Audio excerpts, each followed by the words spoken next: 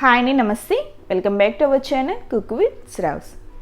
ఇవాళ వీడియోలో పాలు విరగకుండా బెల్లంతో మంచి టేస్టీగా టీని ఎలా తయారు చేసుకోవాలో చూసేద్దామండి. జనరల్గా చక్కెర అనేది మన హెల్త్కి అంత మంచిది కాదు, కాబట్టి మీకు వీలైనంత వరకు చక్కెర వాడే ప్రతి చోట బెల్లాన్ని రీప్లేస్ చేసుకోవడానికి ట్రై చేయండి. అలాగే ఈ టీ అనేది మనకి చక్కెరతో చేసే టీ కన్నా కూడా చాలా టేస్టీగా ఉంటుంది. అలాగే బెల్లంలో మనకి ఐరన్ అనేది ఎక్కువగా ఉంటుంది కాబట్టి చాలా హెల్దీ కూడా.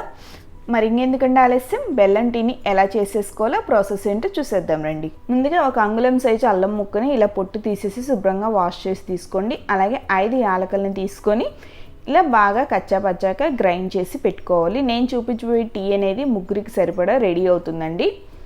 అల్లం ఇలాచిని ఇలా గ్రైండ్ చేసి పక్కన పెట్టేసుకొని ఒక టీ ప్యాన్ తీసుకొని అందులోకి అరకప్పు అంటే 125 ml వరకు వాటర్ని తీసుకొని బాగా మరిగించండి. వాటర్ ఇలా బాగా మరిగిన తర్వాత మనం గ్రైండ్ చేసి ఉంచుకున్న ఈ పేస్ట్ని వేసేసుకోవాలి. అలాగే మీరు రెగ్యులర్ ఏ టీ పొడి అయితే వాడతారో ఆ టీ పౌడర్ని ఒక 1 టేబుల్ స్పూన్ వరకు వేసుకొని లో టు మీడియం ఫ్లేమ్లో ఒక 5 నిమిషాల పాటు బాగా మరిగించుకోవాలండి. ఈ టీ పౌడర్లోని ఫ్లేవర్స్ అలాగే అల్లం ఇలాచీల ఫ్లేవర్స్ అన్నీ కూడా వాటర్లోకి రావాలి. ఇప్పుడు ఇందులోకి 2 కప్పులు అంటే 500 ml వరకు చిక్కటి పాలను తీసుకొని పోసుకోవాలండి. మీకు టీ అనేది కొంచెం పలచగా కావాలి అనుకుంటే 1.5 కప్పు పాలు అలాగే 1 కప్పు నీళ్ళు వేసుకోవాలి. ఇలా టీ అనేది బాగా మరిగి మంచి కలర్ వచ్చేంత వరకు బాగా మరిగించుకొని స్ట్రైనర్ తీసుకొని వేరొక దాంట్లోకి వడకట్టుకోండి. టీ అనేది మనకి ఎంత బాగా మరిగితే అంత టేస్ట్ ఉంటుందన్న విషయం మర్చిపోకండి. అలాగని మరీ ఓవర్గా మరిగించకూడదండి. ఇలా మంచి డార్క్ కలర్ వచ్చిందంటే సరిపోతుంది. మనకి ఆల్రెడీ అర్థమైపోతుంది టీ మరిగేటప్పుడే. ఇలా ఫిల్టర్ చేసుకున్న తర్వాత మీరు ఏ కప్పులో అయితే సర్వ్ చేయాలనుకున్నారో ఆ కప్పులోకి టీని పోసేసుకొని ఇప్పుడు ఇందులోకి బెల్లం పౌడర్ని యాడ్ చేసుకోవాలి. ఇలా లాస్ట్లో మనం బెల్లం పౌడర్ని యాడ్ చేయడం వల్ల మనకి టీ అనేది అస్సలు విరగదండి.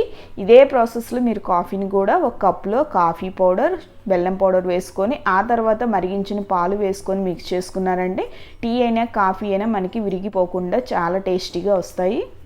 ఈ విధంగా మనం చక్కెర ప్లేస్లో బెల్లం పౌడర్ని రీప్లేస్ చేసుకున్నామంటే చాలా హెల్తీగా ఉండొచ్చండి. అలాగే మన పిల్లలకి ఇచ్చే పాలల్లో కూడా బెల్లం పౌడర్ని మిక్స్ చేసి ఇస్తే వాళ్ళు కూడా చాలా హెల్తీగా ఉంటారు. ఫ్రెండ్స్, మరి మీకు ఈ వీడియో నచ్చినట్లయితే మీరు కూడా తప్పకుండా ఒకసారి ట్రై చేసేసి మీకు ఎలా కుదిరింది అనేది నాకు కామెంట్ సెక్షన్లో కామెంట్ చేయడం మర్చిపోకండి. ఈ వీడియో మీకు నచ్చితే లైక్ చేయండి, షేర్ చేయండి.